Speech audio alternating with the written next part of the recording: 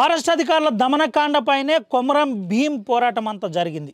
నిజాం ప్రభుత్వంపై కొమరం భీం సింహస్వప్నంగా మారడానికి గల కారణాలేంటో మీ అందరికీ తెలిసిందే కదా. ఫారెస్ట్ అధికారుల దమనకాండ, అదే దమనకాండ కొమరం భీం ఆసిఫాబాద్ జిల్లా వాంకిడి మండలం రెంగారెడ్డి గ్రామంలో జరిగింది. వరుసగా ప్రతి సంవత్సరం మాపై కేసులు పెడుతున్నారు, మమ్మల్ని ఎవరు పట్టించుకోరా అని సూటిగా ఆదివాసీ గిరిజన కులాం ప్రజలు అడుగుతున్నారు. అసలు రెంగారెడ్డి గ్రామంలో ప్రస్తుత పరిస్థితి ఏ విధంగా ఉంది, ఆదివాసీ గిరిజన ప్రజలు ఏమంటున్నారు, అసలు ప్రస్తుతం ఏముంది, అక్కడ ఏం జరుగుతుంది, ఫారెస్ట్ అధికారులు ఎందుకు కేసులు పెడుతున్నారు, వాళ్ళు చెప్తున్న నిజాలేంటి, ఈ విషయంపై ఆర్టీవీ ఒకసారి వాస్తవాలు ప్రజాహితం చేసే ప్రయత్నం చేస్తుంది. నిజాలు నిర్భయంగా చూపెట్టే ప్రయత్నమే ఆర్టీవీ చేస్తుంది. ఈ గ్రౌండ్ రిపోర్ట్లో వాస్తవాలు ఏంటో తెలుసుకుందాం.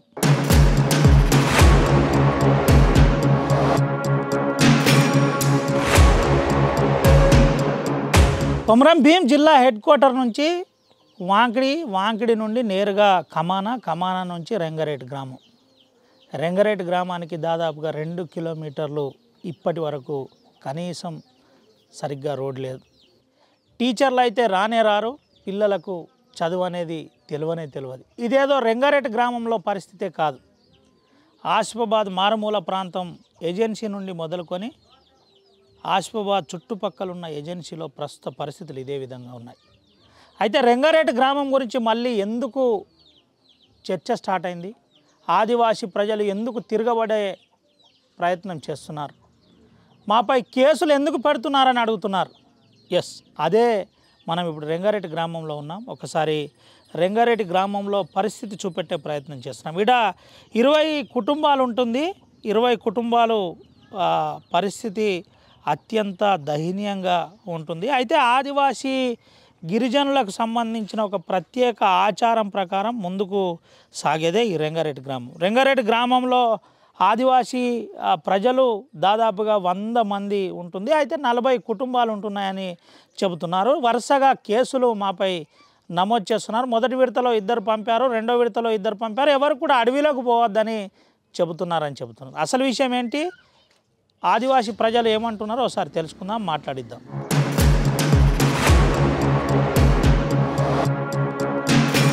రెంగారెడ్డి ఆదివాసీ గిరిజన ప్రజలు కన్నీళ్లు పెడుతున్న పరిస్థితి కనబడుతుంది. ఎటు చూసినా ఇబ్బందికరంగా చూస్తున్న పరిస్థితి, దైన్యంగా ప్రభుత్వం వైపు ఎదురు చూస్తున్న పరిస్థితి. ఎందుకు ఇవన్నీ చెప్పే ప్రయత్నం జరుగుతుందంటే అసలు విషయం ఏంది, ఎందుకు ఫారెస్ట్ అధికారులు కేసులు పెట్టారు, నిజమేంటో ఒకసారి తన మాటల్లోనే ఇందా. మనతో పాటు ఈ గుడానికి చెందిన పటేల్ ఉన్నాడు, పేరు రాము. పటేల్నే జైలుకు పంపిస్తే గుడెమంతా సెట్ అయిపోతుందని ఫారెస్ట్ అధికారుల ఆలోచన అని నేరుగా పటేలే మనతో చెప్పింది. ఇంతకుముందు మాట్లాడుతూ నన్ను జైలుకు పంపితే వాళ్లకు చాలా వస్తుంది కాబట్టి నన్ను జైలుకు పంపారని మనతో చెప్పే ప్రయత్నం జరిగింది. అది దైన్యంగా కళ్ళలో కన్నీళ్ళు తెచ్చుకొని ఆ పటేల్తో మాట్లాడు. బాబు, ఏం జరిగింది అసలు? ఏం జరిగిందంటే ఇక నేను గొడ్లు ఇటు చేనుకై తీసుకుపోయినా ఇక దూపైంది అని ఇంటికి వస్తే ఇక వాళ్ళు వచ్చి ఉండే, మేము ఏమో అక్కడ తీసుకుపోయి మళ్ళీ తెస్తామని వాంకిడికి తెస్తామని తీసుకుపోయి అటు జైలుకు పంపిణలు. ఎవరు తీసుకుపోయినారు నిన్ను? ఎవరు, ఏమైంది? చౌకీదారులు తీసుకుపోయినలు, ఫారెస్ట్ వాళ్ళు తీసుకుపోయి అక్కడ ఆయన పేరు వస్తలేదు ఇక పర్బకారు. నువ్వు అడగద్దా ఎందుకు నన్ను జైలుకు పంపుతున్నావు, ఏంది అసలు విషయం ఏందని అడగద్దా? అడగలేదు సార్, కానీ ఇక ఇప్పుడు మీరు ఇక్కడ ఇప్పుడు జైల్లో పంపుతారు లేదా అని అన్నారు అని సంతకం పెట్టేసినని పంపిణీలు అక్కడ జైల్లో. ఎందుకు సంతకం పెట్టినావు తెలుసా నీకు అసలు? ఇక పంపుతామని ఇక్కడ సంతకం పంపుతామని పెట్టి మమ్మల్ని. ఎంతమంది మీద కేసులు అయినాయి? ఈడ ముందు పోయిన సంవత్సరము 2 కేసు అయింది, ఈ సంవత్సరం ఏమో మాకు ఇద్దరికి కేసు అయింది. ఉమ్, కేసు పెట్టింది ఇక ఫారెస్ట్లు. ఉమ్. ఏం చెప్పారు కేసు పెట్టి? అంటే ఆ కేసు ఎందుకు పెట్టినావు ఏందని ఏమన్నా అడిగినావా? అడగలేదు సార్. ఎందుకు అడగలే మరి? నిన్ను తీసుకుపోయి జైలుకు పెడతా, జైల్లో పంపినా కానీ ఎందుకు అడగకుండా? ఇక అక్కడ పోయినాక ఇక అన్న మేమే కొట్టలేమా, ఉట్టిగా నేను నువ్వు తెచ్చి జైల్లో పెడతావని నేను అన్నా కానీ ఇక వేసినాము. ఇప్పుడు ఇక వీళ్ళు ఇక లోపట్లనే అన్నాడు. ఇక ఉమ్. ఎన్ని రోజులు ఉన్నావు జైల్లో? జైల్లో 10 రోజులు ఉండే. ఉమ్, 10 రోజులు ఉండే జైల్లో. ఉమ్. ఎవరు ఇడిపించారు మరి మీకు? బెయిల్ ఎట్లా వచ్చింది? ఏంది మీ దగ్గర? డబ్బులు లేవు, అడ్వకేటు, వకీలు వీళ్ళంతా ఎట్లా జరిగింది అసలు? పండించిన పత్తి అంతా అమ్ముకున్నారా? ఏం పత్తి ఇక ఇట్లానే కవులకు భూమిని ఇచ్చినాం. ఇసి ఇక వకీలు పట్టినాం. ఇక ఉమ్, వకీలు పట్టి తీసిండ్లు. ఉమ్. ఇప్పుడు నీ భూమి అంతా కౌలుకి ఇచ్చేసినావా? ఇచ్చేసిన. ఇక ఉమ్, ఇక ఏమీ లేదు. ఇక ఇప్పుడు ఇక ఏమన్నా అల్లి అమ్ముతేనే ఇప్పుడు నాకు పొట్ట నిండుతుంది. ఇక లేకుంటే ఎక్కడ చేను లేదు, ఏమీ లేదు. ఇక ఉమ్. ఉమ్. ఎంత గిరువు పెట్టినావు చేను? 30,000లకు. ఉమ్. ఉమ్. ఎన్ని ఎకరాల చేను 30,000 గిరువు పెట్టినావు? 4 ఎకరాలు. ఉమ్. ఎట్లా మరి ఇప్పుడు చేను గిరువు పోయింది, ఎట్లా బతుకుతావు ఏంటి అసలు పరిస్థితి? ఎట్లా బతుకుడు? ఇక ఏమైనా ఇక కూలి పని కూలి పని చేసుడు. ఇక ఎట్లా చేయాలి? ఇక ఉమ్. ఇక అంతే ఉన్నది. ఇక భూమి లేక. ఉమ్. ఎందరు పిల్లలు బాబు నీకు? 3 పిల్లలు, 2 బిడ్డలు, 5 5. ఉమ్. ఉమ్. చదువు ఏమన్నా చెప్పించినావు ఎవరికన్నా? కొద్దిగా చదివిండు ఒక్కోడు. ఉమ్. 2 అట్లనే ఉన్నారు. ఉమ్. దాదా ఏం జరుగుతుంది అసలు? ఉట్టిగానే సారు మావాడైతే మేకలు పొరకలు కొట్టిన అక్కడక్కడ పొరకలు కొట్టిన వాళ్ళకే జంగుల మీద కేసు పెట్టింది సార్. ఉమ్. అవధం ఏమీ లేదు. ఉమ్. ఎటు పోయినా ఒక 2-3 సార్లు వచ్చిండు ఉమ్. జీబు పట్టుకొని. ఉమ్. అచ్చుడు అడవికి పోకట, అచ్చిండు అడవికి పోకట. ఉమ్. ఇక లాస్ట్ వరకు ఏం చేసిండు అయితే లాస్ట్ రోజు వీళ్ళని ఏం చేసిండు, ఉమ్. అది ఎవరు కొట్టిరు కదా అంటే అది మేకల పిల్లగాలు కొట్టిండ్రు అన్నారు వీళ్ళు. అది ఏమీ కొట్ట అయితే లేదు. అయితే వీళ్ళను అక్కడ సార్ మీ పెద్ద సార్ దగ్గర పోయి ఆ మేకల పిల్లగాలను కొట్టిండ్రు అనుకుంటా అక్కడ సార్ దగ్గర మాట్లాడి సంతకాలు పెట్టిపిస్తాం, మిమ్మల్ని పంపిస్తాం, ఇంటికి తోలుకొస్తామని అనుకుంటే వీళ్ళని పట్టుకపోయినట్టు లోపలేసాడు. ఇంతే విషయం. డైరెక్ట్ ఏమీ లేదు. మరి ఊరల్లో ఏమన్నా అడిగే ప్రయత్నం జరిగిందా? ఎందుకు కేసు పెట్టిండ్రు ఏందని అడిగినా? వాళ్ళు మళ్ళీ రానేలేదు. ఆడికెళ్ళి పత్తగా వాళ్ళ మోకాలే కనిపిస్తలేవు. ఇవాడు ఒక్కడత్తలేడు. ఏంది బాబా అంటే ఇంతకుముందు కూడా కేసులు పెట్టినట, ఎందుకు పెడుతున్నారు అసలు కేసులు? దీనికోసమేనా లేదంటే? ఇంతకు ముందుగా సారు ఉట్టిగానే పెద్ద పులిని సంపిల్లని కేసు పెట్టారు. అసలు పెద్ద పులి అక్కడే జరిగింది. అక్కడికి వెళ్ళి నీరాడు పోయిన సంవత్సరం నుంచి. అది ఇవ్వాలి జంపిలో ఇవ్వలేదు. వీళ్ళ దగ్గర ఏమీ పురుపు లేదు, ఏమీ లేదు. మేకలు మేపటానికి మనం గుట్ట అవతల పోతాం కదా దరిగా, గట్టు మేము అచ్చలే కంటికి మేము చూడలేదు. ఈయన మీళ్ళే చంపిరని వాటి మీద మా ఇద్దరిని కేసు పెట్టాను పోయిన సంవత్సరం. ఈ సంవత్సరం అయితే ఉట్టిగానే తీసుకుపోయి లోపలేసి. ఏమీ లేదు. వీళ్ళు ఏమైనా అడవి కొట్టలేదు, ఏమైనా చేను కొట్టలేదు, అని ఎంత భూమి కొట్టలేదు, ఏమీ లేదు. గుట్టిగానే తీసుకుపోయి. మరి ఏమన్నా నాయకులకు, లీడర్లకు, ఎమ్మెల్యే గారికి చెప్పే ప్రయత్నం ఏమన్నా చేసినారా? ఇవ్వలేక చెప్పి ఎమ్మెల్యే అయితే మక్కలు అనలేదు. మేము ఇట్లానే ఇక ఇట్లా ఒకట్లా అడిగా వీళ్ళని మక్కలు పట్టుకొని తీసుడు అది దారి పట్టుకున్నాం. ఏమీ లేదు. ఏంది ఇప్పుడు ఎన్ని కుటుంబాలు ఉన్నాయి ఇక్కడ? 20 100 మంది ఉంటారా? ఉంటాం. ఆ చిన్న పెద్ద మందారు కలిసి 100 ఉండదు. టీచర్ రాడు, స్కూల్ నడవది, ఇక్కడ వైద్యులన్నీ వస్తారా? ఏంది అసలు పరిస్థితి? రాలు ఇవ్వాలి రాలు. ఆరోగ్యం మంచిగా లేకపోతే ఆశీర్వాదం మాకుడి ఒకటే. వర్షాకాలం అయితే బాగా ఇబ్బంది, మాకు రోడ్ లేదు, ఏమీ లేదు. ఎడ్ల బండి కట్టి దిగబడడం కూడా మేము తీసుకుపోతాం అక్కడి. ఏంది బాబా అంటే ఇట్లా వరుసగా పోయినసారి కేసులు పెట్టిండ్రు, మళ్ళీ ఇప్పుడు కేసులు పెట్టిండ్రు, ఏంది అసలు ఏం జరుగుతుంది? నువ్వేం చెప్పాలనుకుంటున్నావు ప్రభుత్వానికి? ఏం చెప్పాలి సార్, వాళ్ళు ఏదో ఒకటి గవర్నమెంట్ ఏదైనా ఒకటి డిసైడ్ చేయాలి. మమ్మల్కి ఏదైనా గట్టిగా మీ మీద కేసులు పెట్టకుండా కేసులు ఇంతకుముందు కూడా కొమరం భీం కూడా ఇట్లా ఫారెస్ట్ వాళ్ళు కేసులు పెట్టిండనే ఉద్యమకారుడిగా తయారైంది. తెలుసా ఈ విషయం? తెలుసు కదా. ఇక పెద్ద మనుషులు చెప్తున్నారు అయితే వింటున్నాం. ఇక మేము అప్పుడెప్పుడు చూసినాం, అప్పటి కాలంలో మేము పుట్టాను కూడా లేదు చరిత్ర, ఆ చరిత్ర ఉన్నది ఇక అంతే. అదే అంటే ఏదైనా జల్ జంగల్ జమీన్ కోసమే పోరాటం జరిగింది అప్పుడు కూడా కాదే, ఇప్పటికి కూడా కాదే. మేము ఈ భూములు విడిచిపెట్టి అయితే మేము పోము. ఎంత ఏంటంటే ఈ ఫారెస్ట్ వాళ్ళ ఆలోచన ఏంది? ఈ భూములు ఇడిచిపెట్టి వీళ్ళు ఇడికెళ్ళి వెళ్ళిపోవాలి అనేనా లేకపోతే ఏంది? అదే వాళ్ళకి అంతే ఉద్దేశం ఉన్నది సార్. వీళ్ళని ఇక్కడికి వెళ్ళి ఇలా కొట్టాలని చేస్తారో ఏమో కానీ ఇక అదే అది ఒకటే పట్టిగా. మళ్ళీ ఇక ఇప్పుడు రాలి ఇక వచ్చే సంవత్సరం మళ్ళీ వాళ్ళని తీసుకుపోయి వేస్తారు లోపల. అంటే వచ్చే సంవత్సరం ప్రతి సంవత్సరం వచ్చి నీరుడు సుంది గట్లనే చేస్తారు కదా సార్. నీరుడు సుంది గట్లనే చేస్తారు కదా.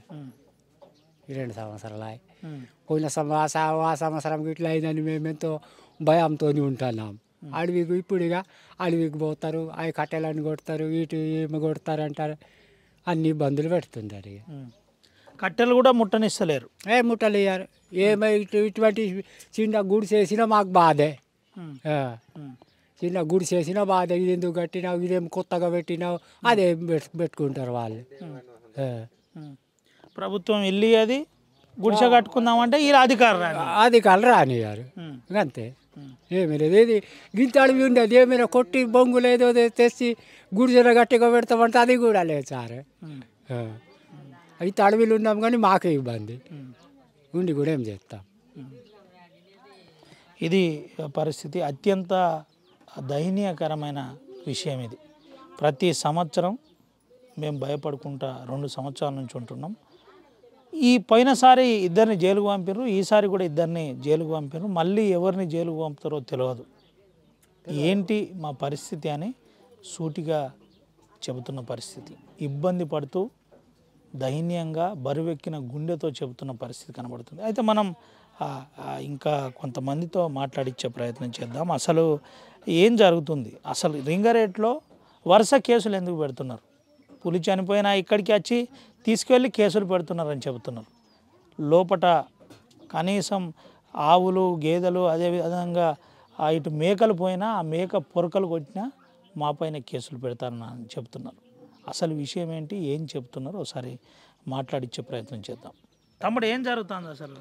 సార్ ఇక్కడికి వచ్చి మొత్తం ఫారెస్ట్ వాళ్ళు ఏం నరకనిత్తలేరు, అవి మొత్తం వచ్చి భయపెడతారు. ఎప్పటికొకసారి వస్తే పూటలు దించుతారు, పోతారు, అట్లనే తీసుకుపోయి మళ్ళీ జైల్లో పెడతారు. చెప్పి తీసుకుపోతారు. వస్తే సంతకాలు పెట్టమంటారు డైరెక్ట్. అట్లా అని మళ్ళీ ఇక్కడి వరకు పోకట అక్కడ కలిసి రాకట అంటారు. అటు నుంచి అటే జైలుకు పంపుతాను. ఎందుకు ఏందని అడిగినరా ఎప్పుడన్నా? ఏం అడగలేదు. వస్తారు, అందరినీ పిల్లలు ఉంటే పిల్లల్ని కూడా పూట దించుతారు, పోతారు. ఆ పరిస్థితిలో ఉన్నాం మేము. కమన్ వాళ్ళకి మొత్తం అడవిని కొట్టిపిచ్చిండ్రు, తీసుకుపోయి అమ్మిన్లో ఏమో కట్టెలు ఒక 4-5 రోజులు వచ్చిన 8 కసలాలు నింపి తీసుకుపోయింది. ఇప్పటికి ఇంక ఈ పొంటి నరికి ఉన్నాయి, అవి చూసుకొని వాళ్ళే అమ్ముకుంటారు. మళ్ళీ అమ్మి మా మీద కేసులు చేస్తారు. ఫారెస్ట్ వాళ్ళే అమ్ముతారు. ఇప్పుడు కమానాల్లో ఫారెస్ట్ వాళ్ళే కమానాలను పట్టుకొచ్చిర్రా ఎడ్ల బండ్లతోటి? వాళ్ళని పంపింది సార్ ముందు. ఫస్ట్ ఇక తీసుకుపోయిన వాళ్ళే మొత్తం బంద్ ఆయన. ఇప్పుడు ఈ నరికిన చెట్లే మీ మీద కేసులు పెట్టిందా? మా మీద పెట్టి మా కాకని అన్నాన్ని తీసుకుపోయాను. అట్లా ఉన్నది పరిస్థితి. ఇప్పుడు వరుసగా కేసులు పెడుతున్నారు ఫారెస్ట్ వాళ్ళు అనేది నిజమేనా? నిజమే సార్. ఇప్పుడు ఊరికి కూడా వస్తలేరు. ఎట్లా వస్తలు అట్లా పక్క పొంటి వచ్చి తిరిగిపోతాను. ఊరికి అయితే రాళ్ళు. ఎందుకు వస్తలేనని అడిగినరా? అడగలేదు. వాళ్ళు తీసుకుపోయి కేసు చేసినప్పటి నుంచి వస్తనే లేరు ఇటు. అంటే పక్క పొంటి వస్తారు కానీ మాకు కనిపించకుండా పోతాను. ఇట్లా మేకలు కాసే పిల్లగాళ్ళకి వాళ్ళకి వీళ్ళకి దొరుకుతారు. చేనులకి పరటి పీకడానికి పోతే అట్లా కనబడతారు. అటు నుంచి అటే పోతారు. ఇక మళ్ళీ ఇటు రాళ్ళు. ఇప్పుడు ఏంది అంటే వాళ్ళ ముఖ్య ఉద్దేశం ఏంది? మీ మీద కేసులు పెట్టి ఇక్కడ నుంచి ఊరును లేపాలనా ఎట్లా? అట్లానే ఉంటుంది సార్. ఇప్పుడు ఊరుని లేపినట్టే చేస్తారుగా ఎప్పటికి ప్రతి సంవత్సరం కేసులు పెడతాను. ఉమ్, ఇప్పటికి 4 ఆయనలు ఉమ్, పోయి వస్తాను. ఉమ్. ఇప్పుడు ఏంది మరి ఏం చెప్తావు? ప్రభుత్వానికి ఏం చెప్పదలుచుకున్నావు? ఏంది ఎవరికైనా నాయకులకు చెప్పినావా ఏంటి అసలు? ఇక మాకు ఎవరు తెలియదు. ఇక వచ్చిండ్రు ఊరికాడ మీలో అయితే ఇప్పుడు మాట్లాడుతున్నాం. ఉమ్. ఇంతకుముందు ఎవరైనా వచ్చిండ్రా మరి? రాలేదు. ఉమ్. ఇది పరిస్థితి. రంగారెడ్డి ఈ విధంగా ఉంది. ప్రభుత్వం దీనిపై వెంటనే స్పందించాలి. అయితే ఫారెస్ట్ వాళ్ళే కొన్ని బండ్లను పంపించి ఇక్కడున్న కొన్ని చెట్లను కొట్టిన తర్వాత వాళ్ళే ఈ నుంచి కొంతమంది దీంట్లో ఎవరున్నారన్నది మరి కన్జర్వేటర్ కానీ సీసీఎఫ్ కానీ లేదంటే ఆ పై అధికారులు దీనిపై పరిశీలన చేయాలి. వాళ్ళపై కేసులు పెట్టాలి. అమాయక ప్రజలపై మా మీద కేసులు పెడితే ఏమొస్తుందని నేరుగా వాళ్ళే చెబుతున్న పరిస్థితి. అయితే కొంతమంది మనతో గ్రామస్తులు కూడా ఇంకొన్నారు. వారితో ఇంకా మాట్లాడించే ప్రయత్నం చేద్దాం. బాబు ఏం పేరు? పర్లేదు చెప్పు, ఏం జరిగింది అసలు? వీళ్ళ మీద కేసులు అయినా నిజమేనా అబద్ధం చెప్తున్నారు వాళ్ళు? నిజమే. వాళ్ళు అబద్ధం చెప్తున్నారట. నిజమే. అంతేనా? ఫారెస్ట్ వాళ్ళు వచ్చి కేసులు పెట్టిందా లేదంటే వీళ్ళే జైలుకు పోయినా కావాలని? పార్టీ వాళ్ళు తీసుకుపోయాను. ఎందుకు తీసుకుపోయినారు? అలా చెట్లు ఏది పొరక కొట్టిందని కొట్టిందని పొరకను కూడా ముట్టనిత్తలేరా? లాస్ట్కు ముట్టలే ఇస్తలేదు, వంట చెరుకు కూడా దేనిత్తలేరు, ఇష్టలేదు. ఇది పరిస్థితి. అమాయకపు ఆదివాసీ గిరిజనుల పరిస్థితి ఈ విధంగా ఉంది. కనీసం నోటితో కూడా మాట్లాడలేని పరిస్థితి కొంతమంది ఉంది. బాపు ఏం పేరు? కోమల్లు సార్. ఏం జరిగింది బాపు? ఏం జరుగుతుంది ఊర్లో? ఊర్లో ఫారెస్ట్ వాళ్ళు వచ్చి బాగా ఇబ్బంది చేస్తున్నారు సార్. ఈ జైలుకు పంపుతున్నారు. ఈ హస్తాలు ఏమి కాదు సంతకం పెడుతున్నారు, తీసుకుపోతారు. తీసుకుపోయి ఏమి అడవి అంతా కొడతానట, చెట్లన్నీ అమ్ముతానట. అమ్ముతలేం సార్. అబద్ధం చెప్తానవా నువ్వు? వాళ్ళు అబద్ధం చెప్తాను? లేదు, అబద్ధం లేదు, అంతేనా? నిజం చెప్తున్నా సార్. ఇక పెద్ద సారు కలిసి అచ్చుడే, అక్కడ ఏమీ లేదు, ఇంటికి పంపుతామా అని తీసుకుపోతారు, లోపల వేస్తారు. డైరెక్ట్ పెద్ద సార్ని కలుపుడు లోపల వేసుడు, తీసుకుపోయి జైల్లో వేసేవాడు. అట్లా చేస్తున్నారు సార్. అడిగినావు మరి? అడగలేదు. ఇక అడిగితే మళ్ళీ నీ మీద ఏడ కేసు అవుతుందని భయం కదా? అదే భయం. ఎప్పటి నుంచి ఉంటానా వీడ? ఇది మొన్ననే అంత అడవి సాఫ్ చేసి వేసినట ఊరు? లేదు, ఇప్పుడు 30-40 సంవత్సరాలు అవుతుంది. 40 సంవత్సరాలు అవుతుంది. 40 సంవత్సరాల కిందట ఊరు ఇది. ఎందరు పిల్లలు నీకు? 5 పిల్లలు. బడికి పంపుతలేవు? లేదు, ఇప్పుడు బడి లేదు, సార్లు రారు. ఫారెస్ట్ వాళ్ళు మాత్రం వస్తారు, తీసుకుపోయి జైల్లో వేస్తారు. జైల్లో వేస్తారు, పారాటాలు వస్తారు, జైల్లో పెడతారు తీసుకుపోయి. ఇక సారు కలుతామంటే తీసుకుపోతారు, ఇక అటే పంపుతారు జైలుకి డైరెక్ట్. ఇది పరిస్థితి. జిల్లా ఇన్ఛార్జ్ మంత్రి సీతక్క దీనిపై స్పందిస్తుందో లేదో తెలియదు. స్పందించాలని ఆర్టీవీ అప్పీల్ చేస్తుంది. వాస్తవికాలు నిజాలు నిర్భయంగా ఉండాలనే ఈ ప్రయత్నం. చదువు ఉండదు, టీచర్లు స్కూల్కు రాదు. ఇక్కడే కాదు, అంటే ఈ రంగారెడ్డి గ్రామం ఒక్కదానికే కాదు, ఏజెన్సీ ప్రాంతంలో చాలా ప్రాంతాల్లో ఇదే పరిస్థితి ఉన్నది. శాటిలైట్ సాంకేతిక విధానం పెరిగిందని ప్రభుత్వాలు చెప్పుకుంటూ ట్విట్టర్లో ట్వీట్లు చేస్తున్నారు, ఎక్స్లో పోస్టులు చేస్తున్నారు. కానీ రంగారెడ్డి లాంటి గ్రామాల పరిస్థితి ఇంకా చదువుకు చాలా దూరంలో ఉందని చెప్పక తప్పట్లేదు. నిజమే, వాస్తవికంగా ఈ విధంగా ఉందని రంగారెడ్డి గ్రామ ప్రజలు చెబుతున్నారు. అబద్ధం మేము చెప్పట్లేదు, మా పరిస్థితి ఇలా ఉందని సూటిగా చెబుతున్నారు.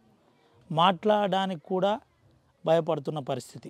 అధికారులే నేరుగా పెద్దసార్ని కలుద్దాం రండి అని చెబుతారు, తీసుకువెళ్ళి సంతకాలు పెట్టిస్తారు. ఆ సంతకం కూడా ఎందుకు పెడుతున్నారో, దేనికోసం పెడుతున్నారో, ఏం రాసి ఉందో కూడా వీళ్ళకి ఎవరికి తెలియదు. కనీసం మీడియా ముందు మాట్లాడలేని పరిస్థితి కనబడుతుందంటే ఇంకా అక్కడ పరిస్థితి ఏ విధంగా ఉంటో చెప్పనక్కర్లేదు. దీనిపై పాలకులు, ప్రభుత్వాలు, ఇప్పుడున్న ప్రజా ప్రభుత్వం కూడా స్పందించాలని ఆర్టీవీ కోరుకుంటుంది. వాస్తవికాలు ఏ విధంగా ఉన్నాయి, ఇంకా ప్రజలు ఏమంటున్నారు, ఇదంతా కూడా మేము ఏడా చెప్పించట్లేదు, వాళ్ళు చెప్పేదే మీకు చూపెట్టే ప్రయత్నం చేస్తున్నాం. ఒకసారి మాట్లాడించే ప్రయత్నం చేద్దాం.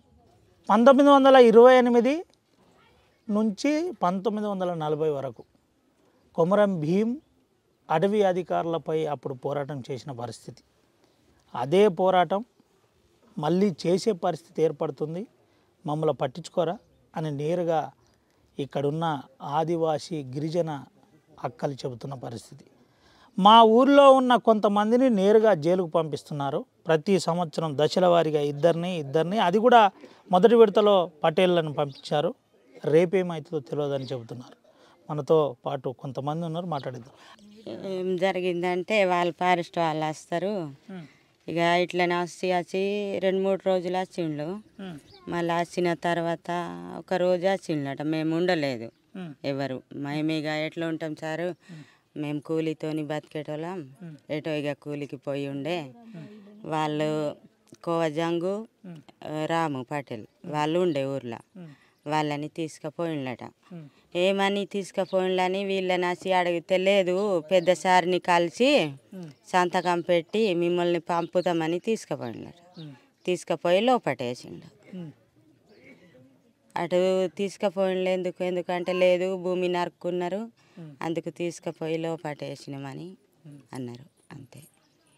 మరి మీరు అడిగినరా ఎందుకు జైలు పంపుతున్నారు ఏందని ఫారెస్ట్ వాళ్ళని అడిగే ప్రయత్నం జరిగిందా? అడగలేదు. వాటికి ఎందుకు అడగలేదు, అడగలేదు. ఇంత ముందు కూడా కొంతమందిని పంపించినట్టుగా నిజమేనా? కొంత తీసుకుపోయిండు అంటే ముందు చిన్న పిల్లల్ని తీసుకుపోయిండు. ఎందుకు అంటే లేదు ఈ ఆవు చూపెట్టిండు ముందు వచ్చి ఆవు చూపెట్టి ఇది మీది ఆవు అని పిల్లగాళ్ళని అడిగితే మాది కాదని అన్నారు. మాది కాదన్న తర్వాత ఇప్పుడు ఎందుకు అటు అంటే లేదు మాది కాదని పెద్ద సార్ దగ్గర సంతకం చేసి మిమ్మల్ని పంపుతామని చిన్న పిల్లల్ని ముందు తీసుకుపోయిండు. వెనక సిరియేమో పెద్దల్ని అటే ఉంచిండు సార్. వాళ్ళు ఆత్రం జలపతి కొంత కొట్టుడు కూడా కొడుతున్నారా ఫారెస్ట్ వాళ్ళని అంటున్నారు, నిజమా? వాళ్ళని కొట్టిండు, నిజమే కొట్టిండు. ఇంకా బాగా అయింది. 3 నెలల జైల్లో శిక్ష అయింది వాళ్ళకి. ఉండే 3 నెలలు. మీకు ఎన్ని ఎకరాల భూమి ఉందా? నాకు లేదు. కూలి పనికి నేను కూలి పనితోనే ఉంటా, నాకు లేదు. ఏం పేరమ్మా నీ పేరు? పిల్లలు? జమునాబాయి. ఒక కొడుకు. బడికి లేదు. టీచర్ వస్తున్నాడా? వస్తాడు. డాక్టర్లు వస్తున్నారా? వస్తారు, డాక్టర్లు ఇంకా వస్తారు. ఇది పరిస్థితి ఈ విధంగా ఉందని చెబుతున్న పరిస్థితి కనబడుతుంది. అయితే కొంత వాస్తవంగా ఇబ్బంది పడుతున్న పరిస్థితి, మాట్లాడలేక అంటే తెలుగు సరిగ్గా రాక దీనికి సంబంధించిన అంశంలో కొంత ఇబ్బందికర వాతావరణం ఉంది. కానీ మాట్లాడిచ్చే ప్రయత్నం మనం చేస్తున్నాం. నిజమేంటి, అసలు విషయం ఏంటి, ఏం చెబుతున్నారనే కోణంలో చూపెట్టడానికే ఈ ప్రయత్నం చేస్తున్నాం. వాస్తవంగా వాళ్ళు మాట్లాడలేరు కూడా, మాట్లాడడానికి ఇబ్బంది పడతారు. మీడియా ముందు మాట్లాడాలంటే ఇంకా ఇబ్బంది పడుతున్న పరిస్థితి కనబడుతుంది. వరుసగా కేసులు పెడుతున్నారు. అది కూడా పొరక కొట్టిందని కేసు అని వీళ్ళు అంటున్నారు. అసలు అందులో ఏం రాసిందో కూడా ఇంకా తెలియదు. ఇప్పుడు పోయి మనం డిఎఫ్ఓతో మాట్లాడిస్తే వాస్తవాలు ఏముంటాయి ఏంటి అనేది తెలుసుకునే ప్రయత్నం, చూపెట్టే ప్రయత్నం కూడా చేద్దాం. ఈ విధంగా రంగారెడ్డిలో పరిస్థితి ఉందని చెబుతున్న పరిస్థితి.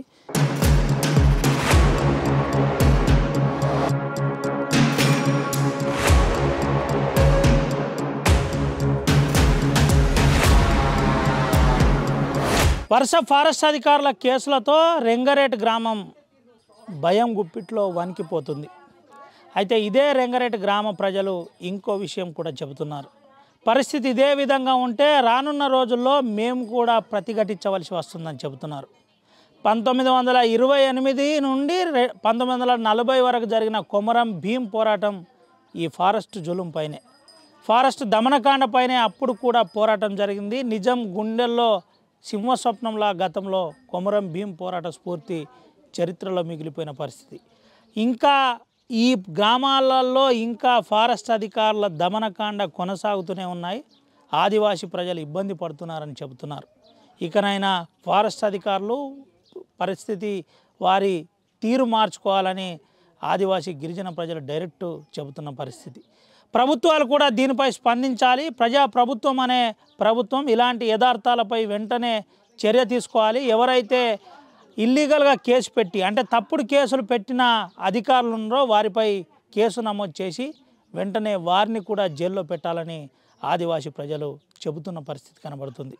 ఇకనైనా రంగారెడ్డి గ్రామ ప్రజల ఆలోచన విధానానికి అనుగుణంగా ప్రభుత్వాలు చూడాలని ఇటు ప్రజా సంఘాలు ఆరోపిస్తున్న పరిస్థితి కనబడుతుంది. ప్రపంచంలో ఏ మూల ఏ క్షణం ఏం జరుగుతుందో వేగంగా తెలుసుకోవడానికి తొలి వెలుగు వాట్సాప్ ఛానల్ని ఫాలో చేయండి.